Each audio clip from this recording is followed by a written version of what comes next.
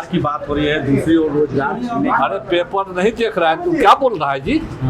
Paper नहीं देख रहा है कितना नौकरी, फिर 29,000 आशा की बहाली हो रही है और तू रोजगार छीनने की बात करता है? कौन बात बोल रहा ये है? लोग आए हैं आपके पास, मांग कर रहे हैं कि हमारी कि हमरे पास इस तरह का जवाब नहीं पूछा है, तू पूछ रहा है ना। हमको फालतू डिस्टर्ब मत किया कीजिए रात के 12 बजे। दिन भर सॉरी यही फोन आता है, दिन भर 24 घंटा। इतना रद्दी बिहार का आदमी है, रात दिन भर यही फोन करेगा। हमरा ई तंग कर रहा है, हमरा ऊ मार रहा है, हमरा ई बलात्कार कर गल, हमरा घर के ओकरा उठा के ले गेल, एकरा उठा के ले गेल, इतने फोने आता है।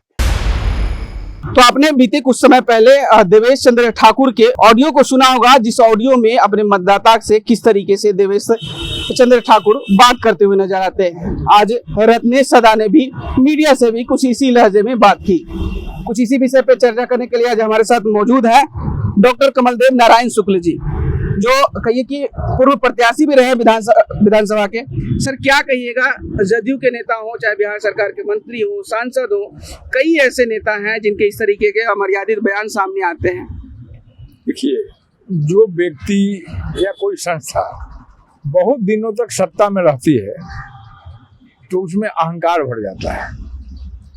और अभी जितने मंत्रियों का या जदयू और भाजपा से जुड़े विधायकों और एमपी का वक्तव्य आदमी सुन रहा है, उसे लगता है कि उस सत्ता के अहंकार में लोग डूबे हुए हैं।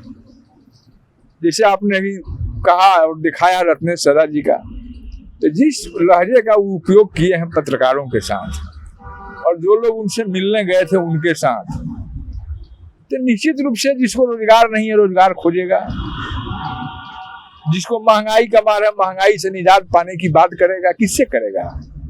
जो व्यक्ति सत्ता में है, जो दल सत्ता में है उसके नेताओं से करेगा। तो वे लोग जानते हैं कि हम उसका निदान कर नहीं सकते हैं, क्योंकि एनडीए सरकार जब 20 वर्षों में बिहार से पलायन को नहीं रोक सकी, बेरोजगारी को दूर नहीं कर सकी, दूर करने का सक्षम प्रयास भी नहीं कर सकी, महंगाई पर अंकुश नहीं लगा सकी, शिक्षा की व्यवस्था ठीक नहीं कर सकी, स्वास्थ्य की व्यवस्था ठीक नहीं कर सकी, उनसे जब इन बिंदुओं पर अब सवाल करेंगे तो बौखलाएंगे, क्योंकि पॉजिटिव आंसर उनके पास है नहीं। तो उसी के शिकार आज रत्नेश सदा जी के यहाँ पत्रकार बंधु हुए, या जो लोग रोजगार की बात करने गए थे, अपने नौकरी को कंफर्म करने की बात कर गए थे, जिनके बारे में उनकी सरकार पहले वक्तव्य दे चुकी है, वैसे लोगों के साथ रत्नेश सदा जी ने बात कहा। लेकिन वे जो कहे हैं उनका स्वाभाविक आचरण है, इसलिए कि वो अहंकार में है, सत्ता में बहुत दिनों से है और मंत्री हैं, माननीय मंत्री हैं, कैबिनेट मंत्री हैं। स्वभाव के तौर पे देखे जाते हैं, लेकिन शांत से पानी भी शांत होता है, जब तूफान आता है अंदर से तो लहरें आप नहीं देखते। ये तूफान क्यों है? मतलब इस समय सत्ता का अहंकार, सत्ता का अहंकार तूफान है। आने वाले दिन में सत्ता से विदाई का डर है। इन सारे बिंदुओं पर जो भी गतिविधियां अभी एनडीए के लोगों का आप देख रहे हैं, वो भयभीत हैं कि आने वाले 2025 चुनाव में वे सत्ता में बैक होके नहीं आ रहे हैं, क्योंकि जनता अब उनके जुमलेबाजी को देख चुकी है। जहां तक रत्नेश सदा जी की बात है, वे मत्स्य विभाग इसके मद्य निषेध विभाग के हैं और निबंधन विभाग के भी मंत्री हैं। मद्य निषेध विभाग का जो करतूत है आप देखे होंगे पूरे बिहार में। शराबबंदी लागू है, कहाँ है शराबबंदी? सबको उपलब्ध है, ऑन डिमांड उपलब्ध है, होम डिलीवरी है, और युवाओं को तस्कर बनाने में उस विभाग का बहुत बड़ी भूमिका हो गई इन वर्षों में। अब जांच करके देख लीजिए, जो शराब नहीं पी रहे हैं युवा, वे स्मैक पी रहे हैं, गांजा पी रहे हैं। इस पर कहाँ नियंत्रण हुआ? जितने थाने के थानेदार हैं वे सब उसी असूली में लगे हुए हैं कि शराब से वसूली करनी है, बालू से वसूली करनी है। इन 2-3 विभागों का जो असूली केंद्र है वह थाना है, बॉर्डर का थाना है, और उस थाना से वसूली होके यहाँ तक आता है। चर्चा तो ये भी है कि मंत्री के घर तक आता है। सच क्या है वो गॉड नोज, हम नहीं जानते हैं। लेकिन मार्केट में ये चर्चा है, और मार्केट में चर्चा तब आती है जब कोई बात होती है। अब रही बात उनकी विभाग के कार्य प्रणाली का, तो भी निबंधन विभाग के भी हैं, उनके विभाग में ऐसे ऐसे करतूत हमने देखा है जो बातें बाद में आएगी। पुरानी संस्था जो प्रतिष्ठित संस्था रही है उस पर कब्जा करने के लिए बीजेपी के 2-3 विधायकों से मिलकर उनके विभाग ने नए कमेटी को अप्रूवल देता है और पुराने चलाने वाले संस्था के लोगों को अप्रूवल नहीं देता है। यह उनके विभाग का खेल है, निबंधन विभाग का खेल है। मतलब विभाग सही से चल नहीं रहा है, इधर विभाग सही से चल नहीं रहा है और चमचागिरी पर मंत्री पद लेना है, धर्म के नाम पर वोट लेके सत्ता में आना है और हाउस में आना है। तो वैसे लोग जाती हुई सत्ता को देख के बौखलाएंगे ही, स्वाभाविक है।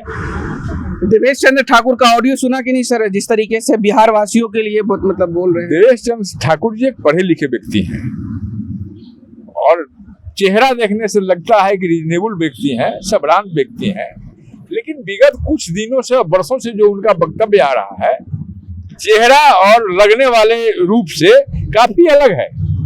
इसके पहले भी आपने उनका एक वीडियो सुना होगा जिसमें उन्होंने कहा था कि जादव के वोट से हमको कोई मतलब नहीं है, तुम वोट देने मत आना, वोट हमको मन देना। इस ऑडियो में भी उसी तरीके की बातें कह रहे हैं। कारण क्या है?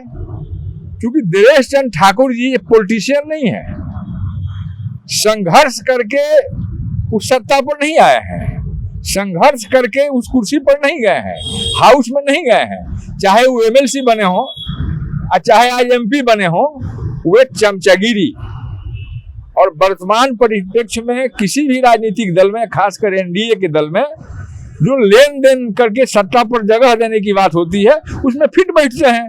क्योंकि उनका काम धाम जो है बॉम्बे में था और बॉम्बे जो है आर्थिक राजधानी मानी जाती है, तो जो व्यक्ति बॉम्बे में अपना एग्जिस्टेंस रखा हो वो कितना संपन्न हो सकता है इसका अंदाजा आप लगा सकते हैं। और उस संपन्नता का उपयोग, पैसा तो कमा लिया बॉम्बे में रह के काम करके, लेकिन उसका उपयोग रुतबा के रूप में हो, इसके लिए राजनीतिक सत्ता चाहिए। और उस रूप में उन्होंने एमएलसी, मंत्री और आज एमपी के रूप में सत्ता लिया है, तो अहंकारी हैं, बोलेंगे उनको 4 वोट से क्या अंतर पड़ता है, लेकिन 4 वोट माने नहीं रखता है।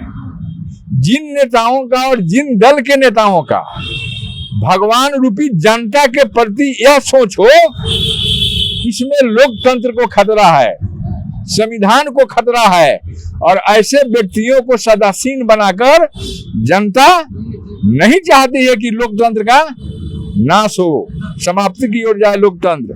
और ऐसे लोगों को सत्ता से आने से जनता निश्चित रूप से रोकेगी, क्योंकि अब देख चुकी है कि केवल धर्म के नाम पर, हिंदू मुस्लिम के नाम पर, मंदिर मस्जिद के नाम पर जो सत्ता में आने का रोग इन लोगों को लग गया है, जनता अब समझ चुकी है।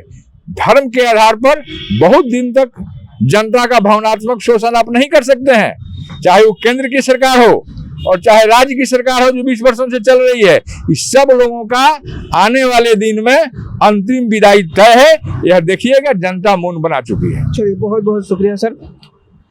तो देखिए, जिस तरीके से रत्नेश सदा के बयानों को आपने सुना, देवेश चंद्र ठाकुर के ऑडियो को सुना, आपकी क्या प्रतिक्रिया उस वीडियो को लेकर हमें जरूर कमेंट में बताइएगा। और इस तरीके के तमाम खबरों से जुड़े रहने के लिए देखते रहें आर्यन खबर।